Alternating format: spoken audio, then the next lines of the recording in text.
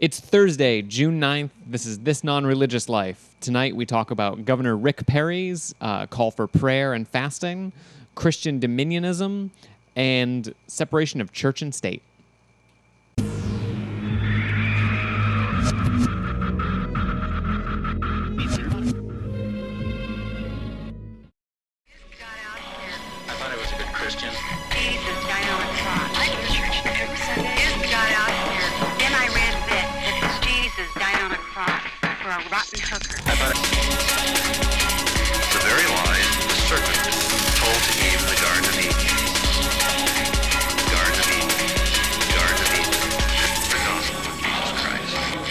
Confusion and promotes lies, the gospel of Jesus Christ. Spreads confusion and promotes lies, the gospel of Jesus Christ. Spreads confusion and promotes lies, the gospel of Jesus Christ. Spreads confusion and promotes... Hey everyone, welcome to This Non-Religious Life. It's June 9th, and today we're going to take a note out of some of the suggestions we've gotten, some of the feedback, talk about some current events, and just as it turns out, I think it was yesterday or the other day, or a couple days ago, Raw Story posted a story about how Texas Governor Rick Perry is planning to host a summit that calls on Jesus to solve America's problems. It's about time. That's all I'm saying. Yeah, the funny thing is he's reaching out to all the religious people, all not just Christians, but all religious people, to pray to Jesus to solve America's problems. Does anyone see... I think that's a valid good thing to do. Jason's biased because he's from Texas.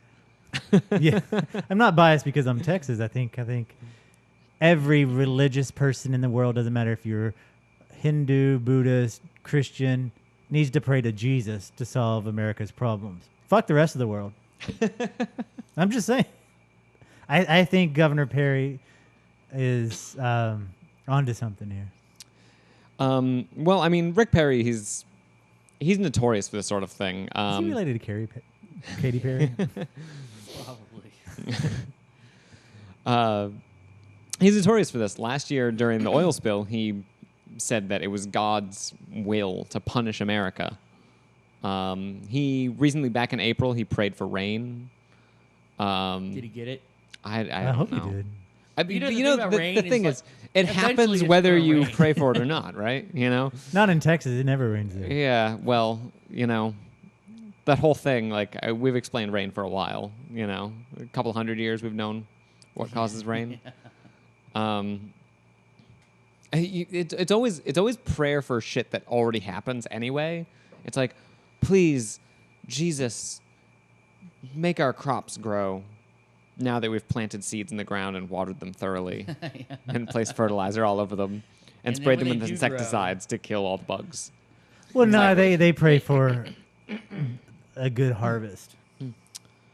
Yeah, but I mean, when you have millions of acres of land growing crops, you're probably going to have good harvest. But what happens when they ignore when there's not a good harvest? It's complete confirmation bias. Remember the hits, ignore the misses, sort of thing. Yeah. All right, this is my problem with this kind of mass response, like his this thing, this call to prayer in a Christian nation. My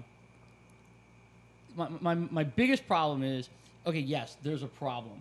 There's probably numerous problems, and instead of buckling down and hitting the books and turning to and really putting some elbow grease into it, let's pray, because that will solve everything. Well, he's not just calling for just praying, because the event is going to happen August 6th of this year. Have you seen what it is? It's like in a big stadium. This is a massive exercise. I mean, this requires manpower and money and resources that I would argue would be better spent elsewhere. However, he's free to do what he wants with his funds, as long as it's not taxpayer money that's funding this. It's taxpayer money. But it's not all he's doing. He's also calling for fasting. In the hypothetical, it's taxpayer money.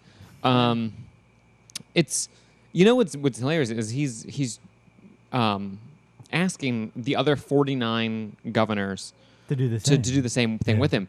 And Governor Brownback from Kansas has already said he will. But you know what's really funny about We talked this? about Any that's Tennessee. governor that says they're not going to do it is going to be labeled anti-Jesus. That's fine. Yeah, he really has put them in the box by inviting them to this. So it's like you can be the guy that's like, oh yeah, I can't. I got something going on that day, or Yeah, I mean, who wants to be labeled soft on Satan? Yeah. You know, that's true. I'm sure. Well, it depends what he's wearing. that's I like mean, that's like if it's being not soft sexy, you on don't that's wanna- like being soft on communism and soft on terrorism rolled into one.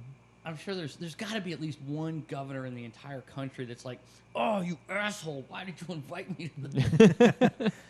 We don't want Well, to go. all of them should be saying that. Yeah, it's so ridiculous. Exactly, because the exact reason Bob gave, the manpower and the money and just the resources that are going into this could have been better used to, I don't know, figure out our budget. Figure out an actual solution to our economic woes. Well, no, because you got to spend money to make money. And his quote is that given the trials of our nation and the world from a global economic downturn and national disasters, it would not be in anyone's best interest to take, just to rent out a stadium, I'm imagining it's $1 million. Just flat out, just to have the $1 million. Sure. We're not talking about marketing. We're not talking about, merchandising and all of that. And if anybody says that they should do something else differently with that $1 million, other than to have this event, they're idiots. You should not give that money to poor people. You should not give that money to people who are suffering from the tornadoes and the disasters that are happening. Because if you do that, it's just wasting money. Because we got to look at the big picture here. We got to look at the future. We got to look at our children. We need to spend this $1 million on this event in August and have a national day of prayer. Irony doesn't suit you. Yeah, it's kind of Scared me a little bit. Yeah, but I'm just joking, people. Come on. so. I'm like, oh man. So Rick Perry has this website. It's called That just killed the vibe. theresponse.usa.com. And I think we're going to jump to the video that's in that. It's The Response, a call to prayer for a nation in crisis. It's terrifying. It's so awesome. let's jump to that. Economic collapse, injustice, violence, perversion, division, abuse, natural disaster, terrorism, Depression, addiction, fear. Why is this happening now? Why is this happening to us? to me. to them. To this nation. Who is responsible? What can we do? I just want my children to be happy. For my parents to stop fighting. To get a job when I graduate. To be able to pay my bills. For my daddy to love me. There is a crisis in America, and not just one. It feels like America's knees are buckling. Maybe that's the point. We cannot keep going like this. Someone has to do something. There has to be a response. I know I have to respond. We must make a response. Not so politicians hear us, not so that others listen to us. We will lift up our cry to Jesus. Our cry for justice, For restoration, for forgiveness. mercy. This is our hope. This is our response. Our government leaders have called this nation. This generation. Me. Us. To rise up and make a sound that will be heard in heaven. To make a response to America's crisis. We will respond with prayer and fasting. We will respond with humility and repentance. We will respond with worship and praise. On August 6th at Reliance Stadium in Houston. We will gather. We will join a movement. And we will make our response. I will make my response. Okay, I had enough of that. Yeah, it's My favorite part by far out of all of that is I want my daddy to love me. Oh my God. That is a very slick and well-produced video, like full of like hipster dudes and chicks and little girls and, farmers. moms it's and not teachers cheap. and It's not cheap. That is part of a well organized media, like, marketing campaign. And, like, from my experience in nonprofit, like, the media like that does not come cheap unless someone's donating it. And that is well produced. Well, like I said, this guy could be spending his campaign funds, and that's, I guess, I don't know, man. Like, I would hope that taxpayer money isn't spent for this. I don't know. It doesn't have to be, because if I were some secular league or something, I'd be filing some kind of paperwork to take a look at those books and make sure that it isn't taxpayer money that's funding that. Glenn Beck started this. It's true, with his rally to get back to peace. But the stadium that they're doing this event in has over 7,000 seats, 166 luxury suites, and many more. So, I mean, that's going to be a lot of people. How much does it cost? It's free. It's free to go. Open air. We should go. Seating capacity. We should kind of go, actually. The seating capacity is 71,500 for the stadium that they're doing this in. And you know they're going to fill it. I bet they do. That is the scariest thing I've seen all day. It's terrifying. And you know what? I had the topic for this this show planned for a little while, and then this morning, this just sort of falls into our laps, you know. Yeah. So that's the way it's God perfect. works. Yeah, God wanted us to point out how stupid His followers are. But we were talking about money. Just the naming rights to the stadium, just to have your name on the stadium, is $300 million contract. Wow. For a 32-year contract. Yeah, that's the naming rights for the stadium. I know, but I'm just saying. That's to have it called Jason Bayless Field. You know, I'm not spending that much money for that. For 32 years. It's ridiculous that all of this money and manpower is spent on just asking someone to solve your problems for you. Let's not consider putting the effort into maybe actually working for a solution rather than just having a solution handed to you by, the man in the sky. That's crazy. And people are gonna go, and people are gonna participate, and they're gonna look for that answer. They want it to fall from the sky. And if something happens, if something changes, they're gonna say, "Look, it worked." And if it doesn't, they're going to ignore the misses. I mean, it's classic. But what they're asking bias. for is what they're asking to help with the crisis, and I mean that's what they're saying on their site. They're saying a nation in crisis. They're saying there's natural disasters, economic woes, whatever. It doesn't matter what you do or what you believe in, whether you're Republican, Democrat, anarchist, Jesus, Satanist, whatever. It's going to change. It's just the nature of right. Yeah, things change. And no matter what happens, they're going to claim credit for it. It's heads I win, tails I win. Yeah. And I think it's kind of funny that they're doing this, like the whole crux of it. I mean, it's about natural disasters and stuff like that, but it seems like a lot of the emphasis is on the economy, which is already starting to turn up anyway. Like if you look, all the stock exchanges are about where they were before everything started toppling downhill anyway. It's just getting to build up a middle class again.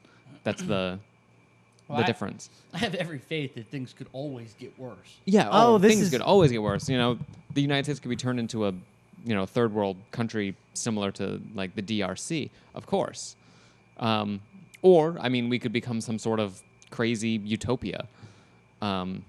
This event is co-sponsored by the American Family Association. Of course it is. Of course it is. Which have been labeled as a hate group by the Southern Poverty Law. That's nice, right? Yeah. I love the Southern Poverty Law. They're labeled a hate group because they have anti-gay. They're very anti-gay. Oh yeah. But And that's just that is. But they also did ignorance. they also did for the longest time to they had the cult checklist on their website for the longest time. They were labeling pretty much everything that wasn't Christian, saying that you were a cult, and they were actively going out. This is the American Family Association. I wrote about it like when I very first started Zombie Popcorn. I wrote about the American Family association. I like the way that there's groups like that have a hate group agenda are couched in these very friendly terms, right? They're the American Family Association. Like, why would you not like that? It sounds great. Exactly. Well, you get people over to your side and be like, it's the Friendly Bunny Loving Association, but really, it's something to do with like kicking homeless mothers in the teeth. Right. Why don't they just say like we're the anti-gay league? Well, why don't they just come out and say it, right? You they have to couch fewer. it in like these friendly terms, and terms that we find familiar. And Their terms is from their website is like the American Family Association is a pro-family action site that promotes traditional family values and focusing primarily on the influence of television and other media on our society. Yeah, it's and this is a fairly new thing because you look at like traditional hate groups like the Ku Klux Klan. Yeah, it's like, at least they're honest about it. They're their name is kind of scary. But now you have like, and it's not just these hate groups. It's a lot of groups. Like you have the Center for Consumer Freedom, which is like such a misnomer, but I mean they're really just an industry front group to attack anyone who would ever try to discredit right. And they have to companies that are trying to cheat you. But it's couched in terms they have the word freedom in there. Exactly. And so if you speak out against that, people are like, what, are you against consumer freedom? What do you have against freedom? Are you un-American? No, but let's examine the issue a little bit.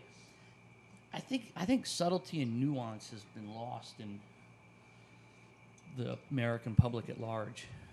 Yeah, nuance is something that has definitely been lost over time. But this brings us right into our topic, which is Dominionism or Christian nationalism, and it's stuff like this that really like it really gets my goat. It really does. Did you just say gets your goat? He did. I did. And now he's choking on it. I'm joking. And we're gonna have to cancel this program because of that statement. Yeah. He's up there, Ken. It's okay. Your goat's been gone. It has. And if you don't know what Dominionism is, it's the belief that held by certain conservative Christian individuals that believe that the United States should be a Christian theocracy. They believe that the U.S. should be governed not by the Constitution, but by the Ten Commandments and biblical law. And it comes from an outgrowth of the reading of the word dominion in Genesis 1:28. They believe it gives them a cultural mandate to subdue the entire world and make the entire world Christian. You know what this reminds me of is exactly what a lot of the evangelical Christians blame Islam for in trying to have a global jihad to turn the entire world Islamic. It's the same fucking thing. It's absolutely the same thing. They're just going about it and doing media campaigns as opposed to, trying to force Sharia onto people. No, it's I definitely see that point, and it's just the horse of a different color, I guess. It is. It's the same. The end result is the same. Just they're a little more media savvy about it. Yeah. And right, they do it in things like they promote it as things as a matter of national pride, and they tie it up into history incorrectly. Oh, totally incorrectly. And like this whole thing, they very often try to, say that the founding fathers were Christians. They say that the early documents like the Constitution, the Declaration of Independence are all, based overwhelmingly on Christian values. And they say that Christianity is vital to American society. They love to talk about the Treaty of Paris, which uses the term God in it. And they love the Supreme Court's 1892 comment that this is a Christian nation. Now, what they tend to do is they tend to take things out of context. The Treaty of Paris was a treaty between the United States and what is technically like a very religious nation. So the language is flowery and it's diplomatic, and you end up invoking things like God just out of a matter of tradition, sort of. They tend to, look past the things that actually prove that they're wrong. Like, I went out and I got a bunch of quotes from some of the founding fathers, because the founding fathers, they were a mixed bag. Well, they were largely deists. A lot of them were And deists. like guys like Jefferson, they were part of the new Enlightenment. Exactly. And which made them deists. As the guy who's going to advocate for science over religion and really a big fan of evolution, every time I hear somebody bring up that Jefferson would have believed in intelligent design, I just want to punch him in the nose. Oh, absolutely. It's evolution stupid. wasn't even thought of then. You know, it's so. I know you were still 75 years out before Darwin even started to think about it. Crazy. So I think some of them are really, really funny, because John Adams, in a letter to F.A. Vanderkamp, December 27th, 1816, says, "As I understand the Christian religion, it was and is a revelation. But how has it happened that millions of fables, tales, legends have all been blended with both Jewish and Christian revelation that have made them the most bloody religion that ever existed?" And that's one of the nicer things he says about religion. James Madison, in 1803, had a letter objecting to the use of government land for churches, and which actually he uses the term separation of church and state. He says the purpose of separation of church and state is to keep forever from these shores the ceaseless strife that has soaked the soil of Europe in blood for centuries. Trying to think some of the shorter ones. Oh, Thomas Paine.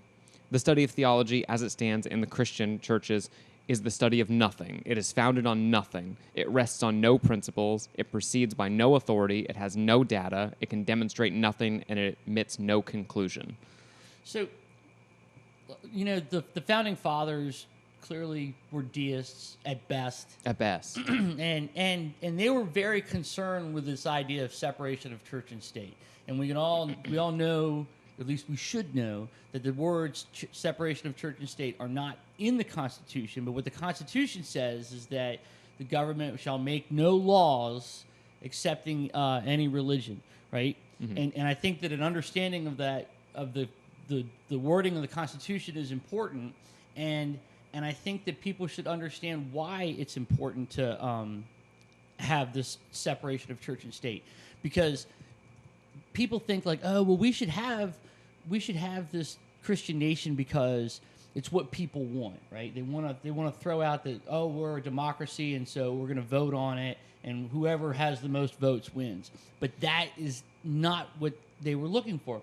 Part of the Constitution is written to protect people from the tyranny of the majority. That was exactly it. And you see that in Jefferson's letter to the Danbury Baptists, the first time he uses the term separation of church and state. The Danbury Baptists were the first time the separation of church and state appears. Well, it's the first time it's invoked by Jefferson, but Madison, in his 1803 letter, I believe, predates that. Oh, right on. And Madison was the one who drafted the Bill of Rights, the first 10 amendments of the Constitution. He wrote the First Amendment, and he's using the term separation of church and state. I think that this is indicative of a problem of I don't know, poor education in civics class or something like that. People seem to think that just because you're in a democratic nation, we're going to vote for something, and if everybody wants it, it's going to move forward. That's not necessarily the case. That's why we have the Electoral College. That's why there's the House of Representatives and the Senate and 3 branches of government and checks and balances. It's to protect us from the tyranny of the majority. And this is exactly the kind of thing that someone who doesn't understand that would espouse. Let's have a Christian nation. Well, no, it can't be a Christian nation. It has to be a diverse nation. Yeah. Well, what they do is they conflate the idea of a nation of predominantly Christians with a predominantly Christian nation. Yeah. And they say, well, most people are Christian. Most of the people that started our country are Christians. But that doesn't matter. Doesn't matter. Exactly. It's almost a non sequitur issue. It should play no part in it. Yeah. And I think some of the, in the founding documents, I mean, there's, just in the Constitution mentions God nowhere. Not anywhere in it does it say Jesus Christ or Bible or Christianity. Never. It doesn't say it anywhere. I mean, I believe in the preamble it invokes creator. But again, it's flowery diplomatic language that was contemporary with 18th century politics.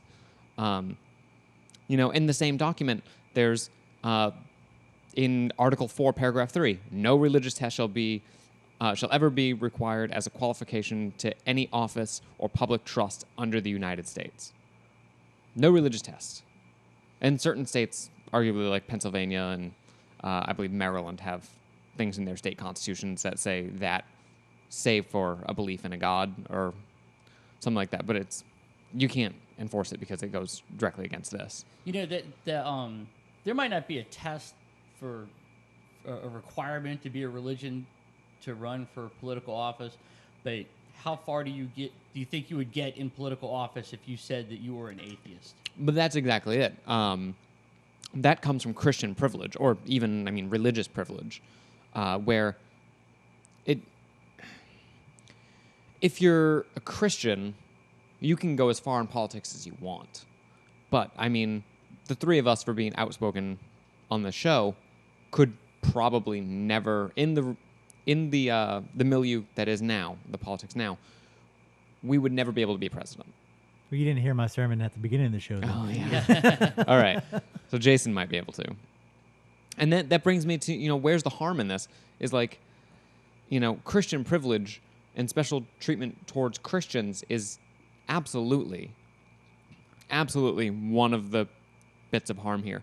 Because you have Christians getting, maybe not special privilege, but they're not looked at with suspicion immediately like non-believers are. Well, I think that part of that is there's this association of which is the silliest thing ever. But how many times have you had a discussion with a believer and when it comes to their mind that you're an atheist and they say, "Oh my God, you're an atheist? So you worship the devil?" Yeah. No. Yeah. No. I don't worship the devil. That's like one of the things that drives me crazy. One of the many things that drives me crazy. You're an atheist, so you worship the devil. No, Yeah. Not really. That's not how it works. Not Clearly. really. Just a little bit, but not really. Yeah, only on Sundays. Yeah. Yeah. Only when it gets you the chicks. But you know what? Yeah, right. That depends. Hey, baby, I worship the devil. But you know what I mean? Like if you ask somebody like, "Oh, would you vote for an atheist?" No, I wouldn't vote for anybody that worships the devil. Go. Well, yeah. There was a study done that showed atheists were the least likely to get elected as president. That's just because they have no motivation. Yeah. That's why they're atheists. They just I don't even want to put the time and thought into be. But there's a series of points that just get conceded over time, and they're not endpoints. The Christian right has been waking up every day, every morning, thinking of new ways to turn this into a Christian theocracy. And when they get something, as little as it is, they don't stop there. They get that, and as soon as that's established, they move on to the next point. And it's really been happening since the 50s. Well, that's the I know some groups actually espouse that approach. It's the wedge approach, where all you have to do is just get your wedge in one little tiny aspect, and then you can just build hammer on away it and push it forward. Creationists do it with espousing creationism in public education. Yeah. And they even say this is our strategy. We call it the wedge strategy. Yeah. Well, there was the wedge document that was leaked from what was it, Discovery Institute? Yeah. Right. Yeah. That's clearly the plan. Yeah.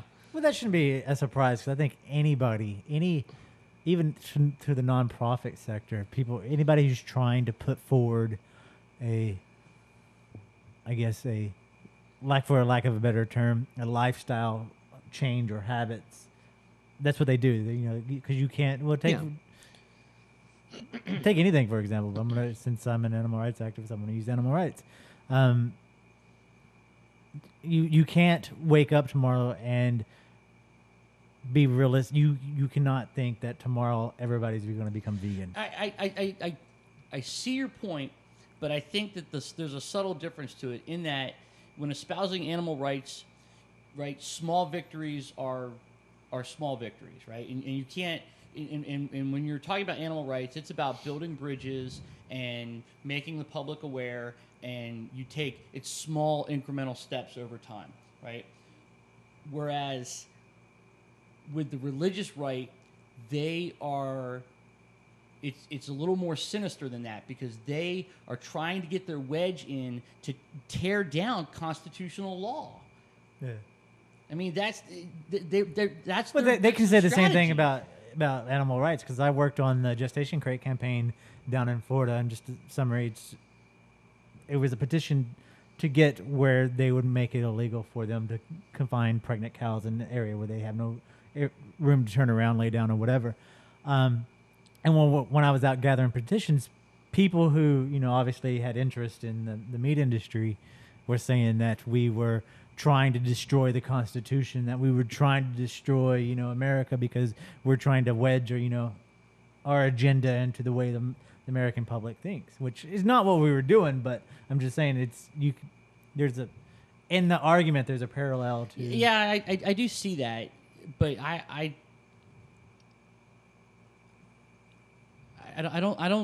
think that they're subtly different, and I think that the animal rights campaign is a little less sinister. A little less sinister? just a little.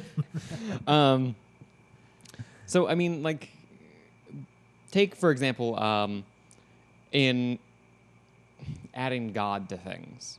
It's innocuous enough. It's not horribly sinister, but it's there. And that's the springboard that the Christian right uses to jump into other issues. They say, God was added to the pledge in 1954. No one really challenged it. So they said, okay, let's move to the next thing, which was replacing E pluribus unum with In God We Trust as the motto for the United States in 1956. No one really challenged that. So they move on to the next thing, which was adding In God We Trust, which had already been on coins since 1864, to bills in 1957. And now it's so ingrained. I mean, it's been over 50 years. It's been on the money.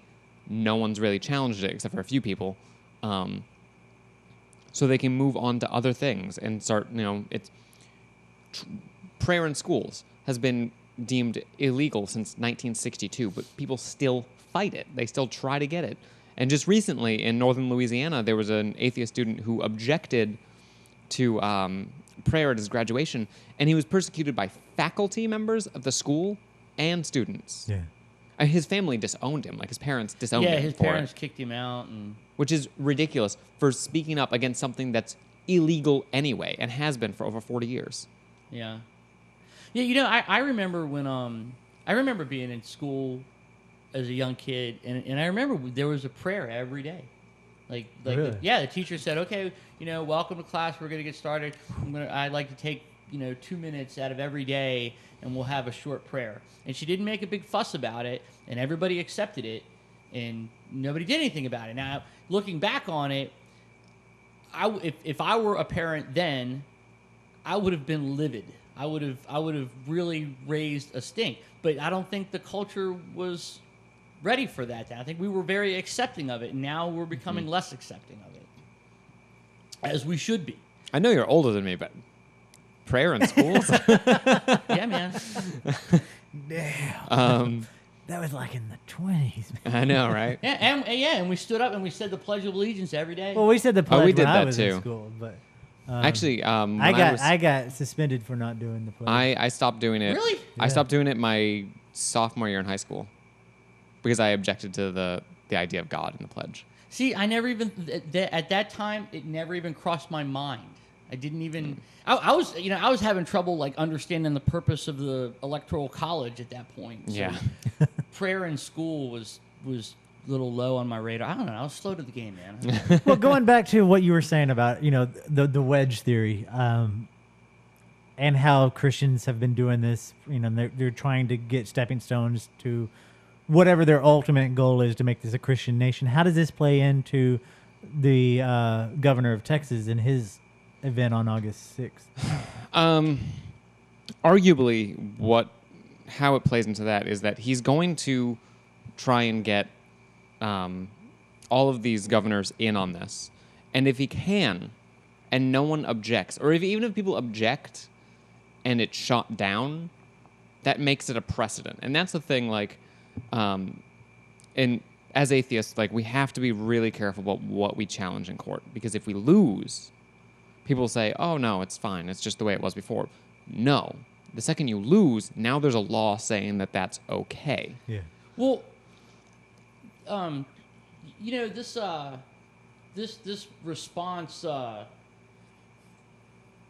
this response campaign and the whole idea that Governor Rick Perry is gonna lead this thing of prayer. If he wants to do it as Rick Perry, John Q. Public, citizen at large, that is entirely his right to do so, and I would defend his right to do so.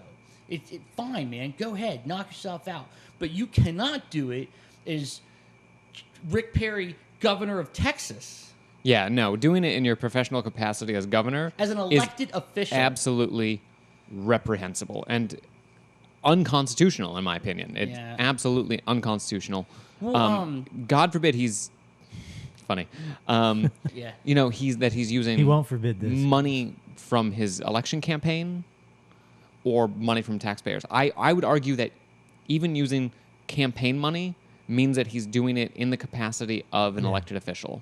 Yeah. But I think that's the loophole around this is since the American Family Association is co-hosting it.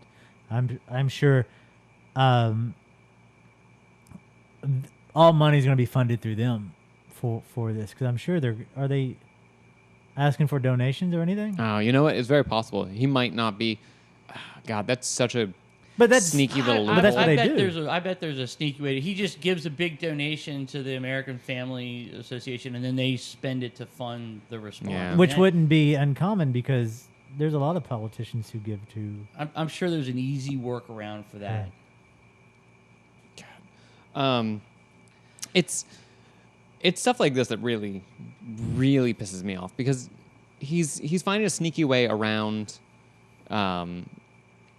funding what is an overtly Christian, not even just vaguely ceremonial deistic or vaguely religionesque.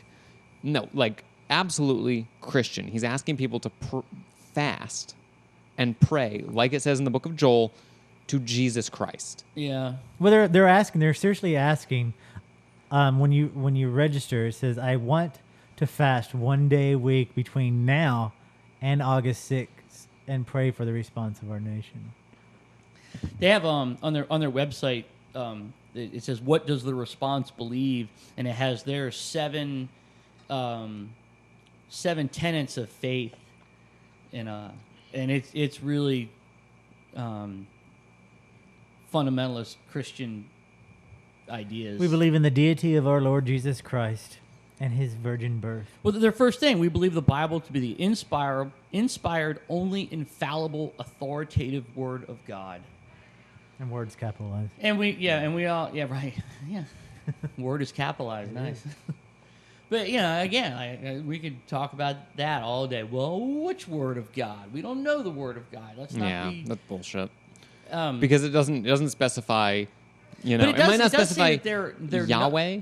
But it says they're non-denominational, apolitical Christian prayer meeting. Well, non-denominational Christian mean it's not necessarily Baptists or Catholics or Presbyterians or Methodists, but it's certainly not Jews or Muslims Jews are not allowed. or Hindus.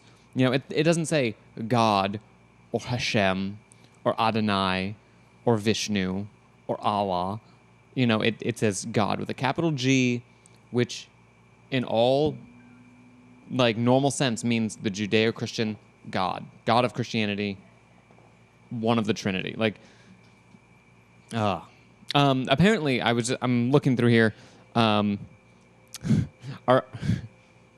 I love it. Republican governor of Louisiana, Bobby Jindal, is probably going to attend. Really? Yeah, that's what one of his spokespeople said. Governor Perry is a friend, and we're going to see what we can do. Yeah. God.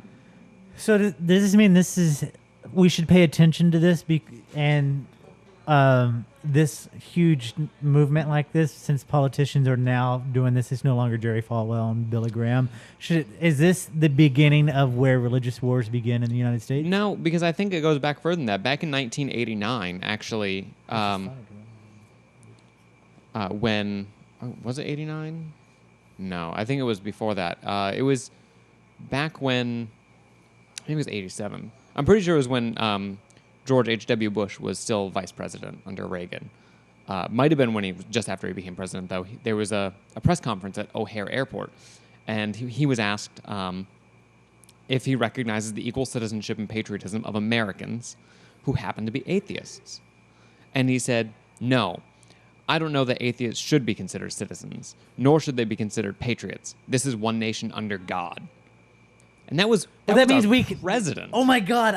Ever since I was 16, I've been trying to find a way to renounce my citizenship of the United States, and have no citizenship, nationality, and all I have to do is become atheist. Oh my God! My life of I don't give a fuck if you're atheist or Christian or whatever. I'm now leaning towards. I'm finally. Yay! That means I can travel internationally, no passport needed. Anyway. I think your goal is not just to be like renounce citizenship, but like be persona non grata somewhere. Yeah. Check. Done. Cross that one off the list. Next task.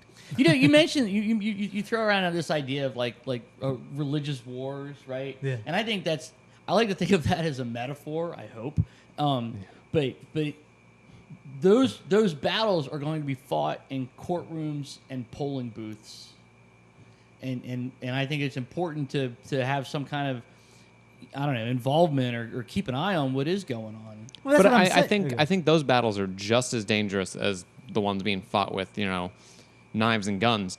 I mean, do you remember? I mean, I'm a bit young to remember the Satanic Panic, but I mean, I think we're all a bit young to remember Satanic Panic. But people spent sometimes years in jail and were never convicted of satanic abuse in preschools and stuff, like these conspiracy theories about like Satanism, and that's arguably just as dangerous. You're locking people up because you have elected officials who are trying to pander to what is arguably a mass schizophrenia. Yeah, that a lot of that was a lot of that too was recovered memories. Yeah. Which that's and just suggestion. When you ask kids, you can suggest things to kids, and they'll come up with anything. Yeah, that was really bad. But these things are going to be fought, and these battles are going to be fought in courtrooms, and I agree with you. It's important to pick your battles because losing is worse than not fighting, but we still got to make a stand. That's why we need organizations like Freedom from Religion and especially ACLU and American Atheists. American Atheists. They actually. The stance that I presented, that we have to pick our battles, that's theirs. And they with that, they say, they have an uninterrupted track record of never losing in court because they pick what battles they can go into. No, it is important to pick back. And did you see that group, Freedom from Religion, ACLU, American Atheists, and then Americans for Separation of Church and State. Yeah. They wrote a letter to that Louisiana school district about that kid, and they're insisting on an apology from the school board and to make some kind of reparation to either getting back. They weren't going to graduate him. Like that kid's up shit creek, all because he stood up and said, "Hey, this is unconstitutional. It's illegal." Right? Not just illegal, unconstitutional. Yeah. Jason, you were going to say something? No. I know it's shocking, but I'm not. Yeah, I mean, like the fact that people still try to fight that. Like a couple months ago, I moonlight as a journalist. I wrote about a school district up in Northern Virginia that put up I think it was like a plaque of the 10 Commandments in their school, and the superintendent of schools ordered it be taken down.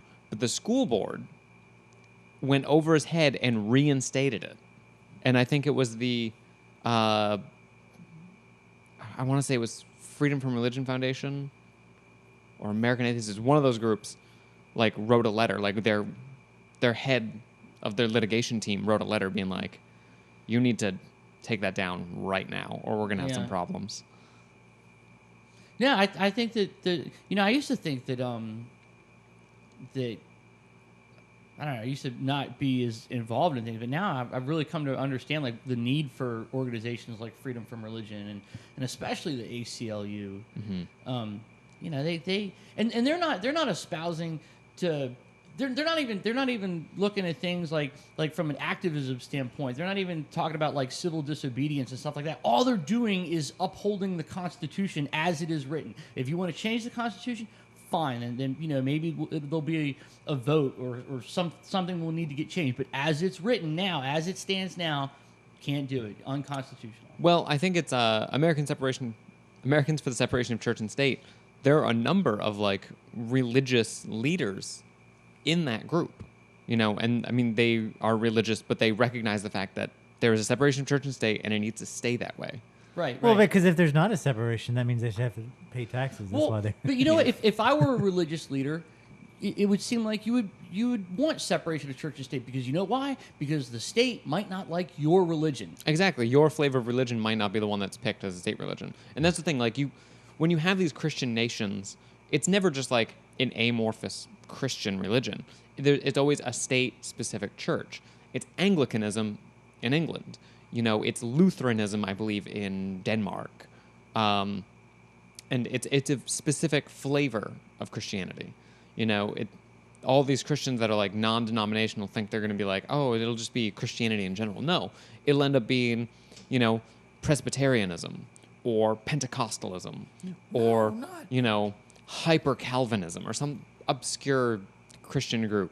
It's whatever one brings the most Christians to the polling booths. Southern Baptist. Yeah, Southern Baptists or Roman Catholics, probably.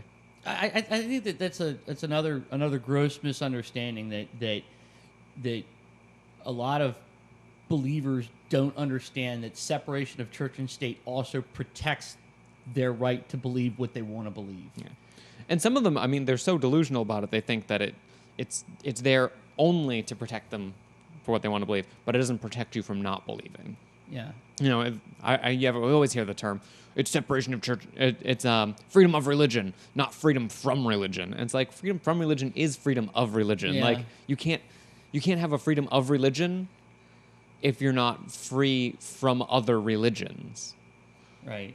No, that's a really good point. I've never heard it quite put in those terms, but that's very appropriate.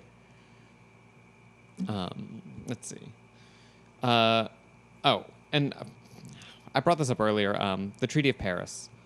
There's another treaty that I love it. I love it because it was written by John Adams and ratified overnight unanimously in Congress. I'm pretty sure no other treaty has been ratified that quickly or with that much support.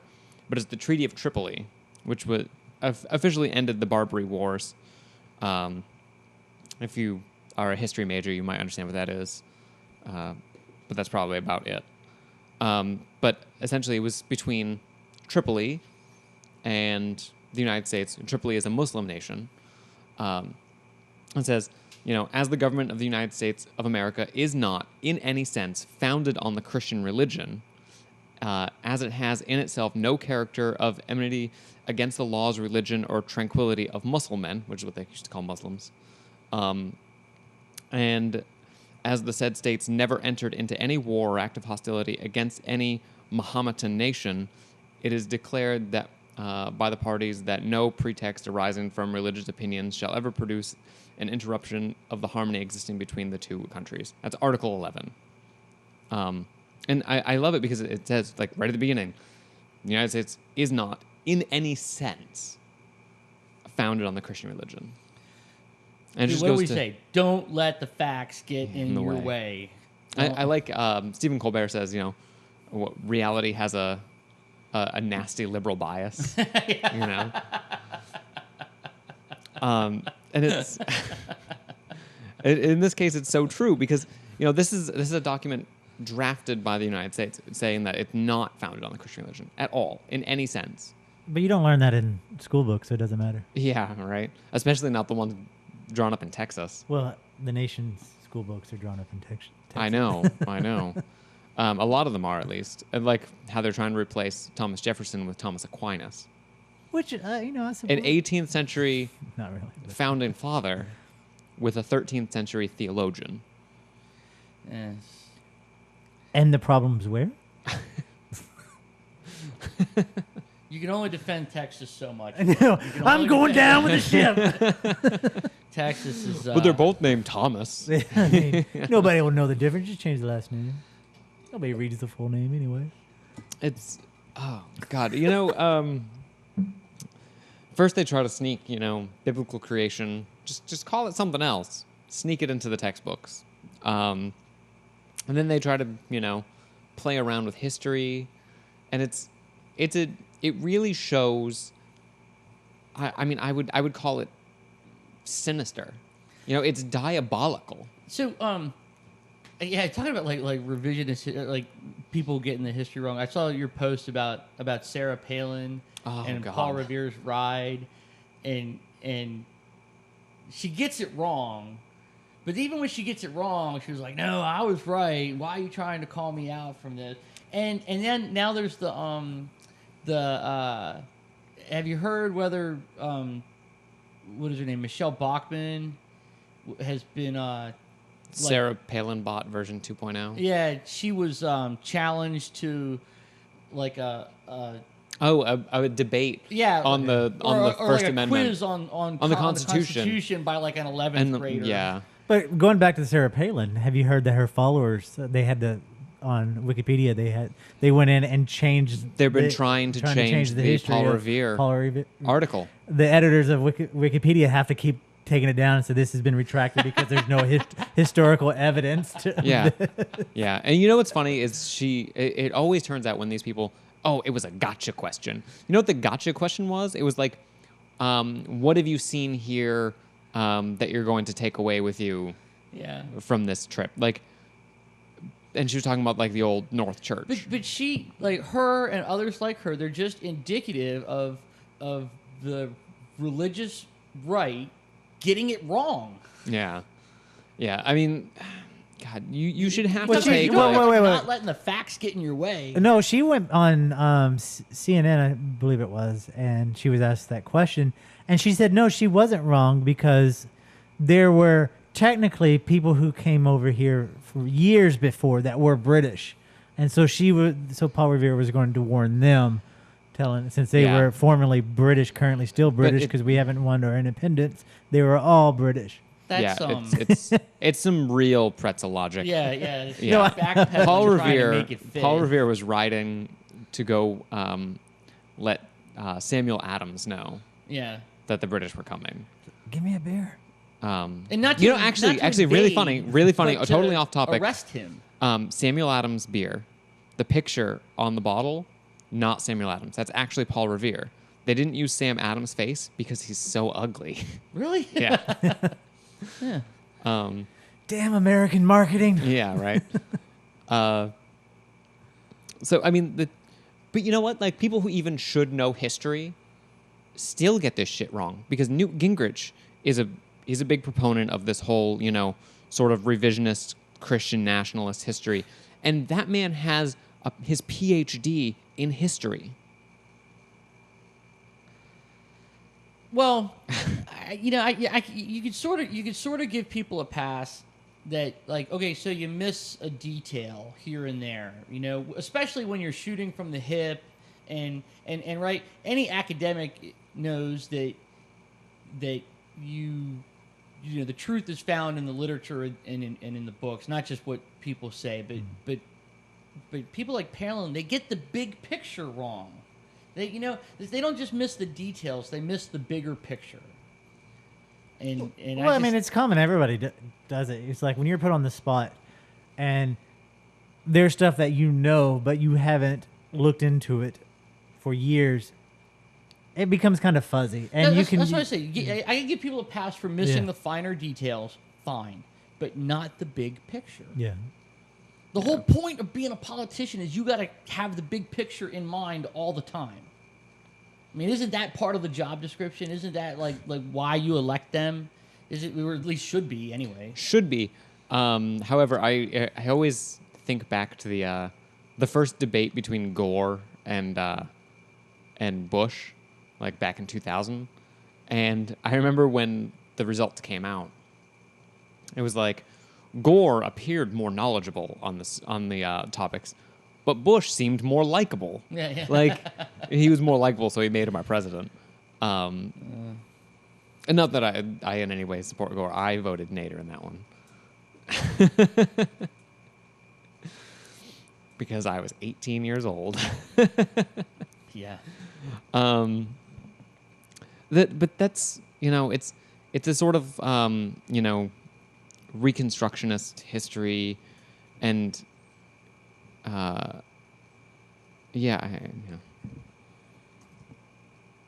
I don't know where I typed that, but I did. That's fine. Further down. I was doing that so we wouldn't have to talk about it. Yeah, I know. I realized that after I said yeah. It's, this whole like Dominionism thing. It affects everyone in the country because you're trying to push the agenda of a few onto the bigger picture. And like you said, it should be about the bigger picture.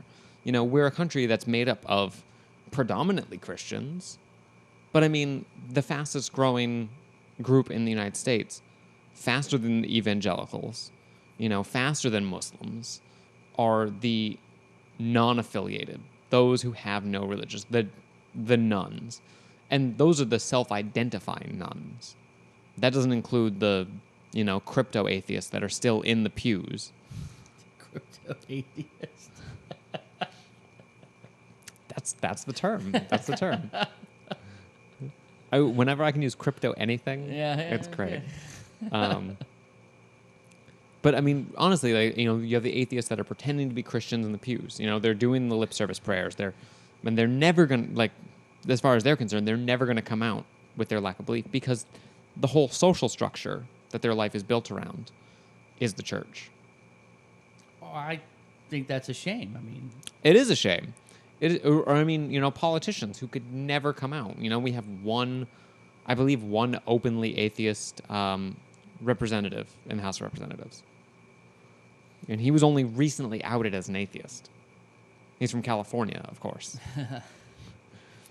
You wouldn't get an openly atheist, governor of Virginia, that's for sure. Or Texas. Or Mississippi or Louisiana. But it's a battle cry. The Christian and the Republicans and the conservatives are using that whatever survey that information came from as a battle cry that they're losing and they need to step it up, and that's why I guess why they're having the response event, and Glenn Beck is doing his rally to restore religion in America. Well, I mean, the non-religious are now 16% of the American population, according to the most recent poll. 16%. Let's hope that those numbers keep growing and people. They should. Education, man. That's going to be the great equalizer. Well, I mean, it was about half that about 10 years ago. It was about 8%, I believe. But I mean, the 16%, that makes the non-religious the second largest single group in America religiously, only behind Catholics, which are about 25%. I believe Baptists are just behind the non-religious with about 15. Those two, depending on what polls you look at, they sort of jump over each other. It's like either they're slightly more Baptist or they're slightly more non-religious. And then then you can break down the rest of Christianity into all the single groups, some of them being less than 1%. Oh well, so we're not alone. Yeah. We should play. You're out there, my brothers. Yeah, I mean, this is exactly what this show's for. People who are out there. I want to plug a podcast, actually, that I came across. Now people are going to stop listening to us. Sorry. But all the people out there that are used to be Christians are now atheists or struggling with that, there's a podcast that I found recently called Living After Faith. And the contributor there is part of another podcast I listen to.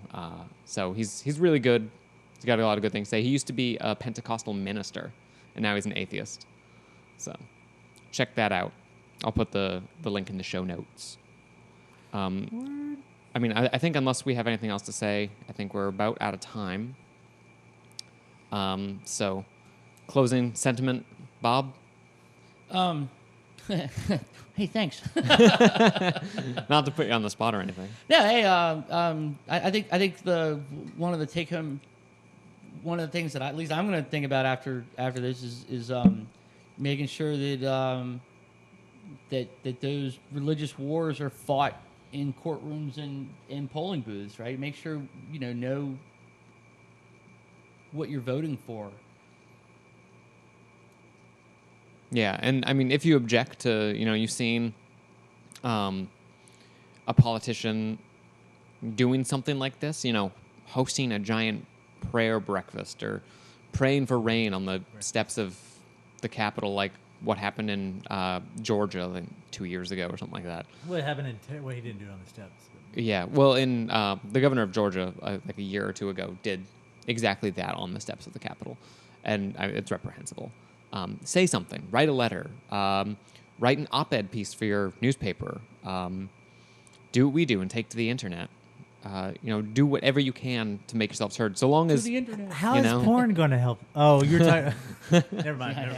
It's really going to cut down on your porn time, man. Yeah. Well, I mean, unless you're multitasking. That's why I have dual monitors, dude. Yeah. Anyway. Unless you're saying something, you're not doing anything. So that's the take-home message, I think, today. We need to film you taking off your shoes like Mr. Rogers. Mr. Rogers. Putting on the sweater. Yeah. He was a minister. But he was a nice guy. He was a nice guy. He did a lot for education in this country. Yeah, no, I would agree with that. He was, Mr. Rogers' Neighborhood. That was the stuff. My childhood was made of that. I never watched it, but going back and reading his history about what he's done, especially what he's done for public broadcasting. But anyway, that's a whole other show. My childhood was that and Télé Français. I thought you were going to say Teletubbies. No. bit older than that. All right. I know I got the baby face, but it's deceiving. You get mad props. Yeah, mad props. So I think that's it for today. So tune in next time, and until then, good night. And don't forget. Yikes. Don't forget, if you have any questions, comments, concerns, you want to correct us on something, you want to give us mad props, you can call the ZPN hotline, 757-337-2195. You can email us at nonreligious@zombie-popcorn.com. And you can like our Facebook, facebook.com/thisnonreligiouslife. Also, one thing I just want to add, if you want us to go to the thing on August 6th, let us know.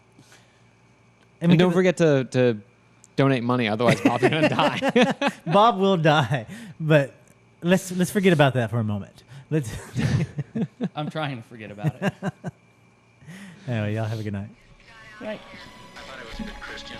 Jesus died on a cross. I go to church every Sunday. This got out here. Then I read that Jesus died on a cross for a rotten hooker. I thought I was a good Christian. I go to church every Sunday. I thought I was a good Christian. I go to church every Sunday. I am a very religious person. I thought I was a good Christian. The very lies the serpent told to Eve in the Garden of Eden. Garden of Eden. Garden of Eden. The gospel of Jesus Christ. Spread confusion and promote lies. The gospel of Jesus Christ. Spread confusion and promote lies. The gospel of Jesus Christ. Spread confusion and promote lies.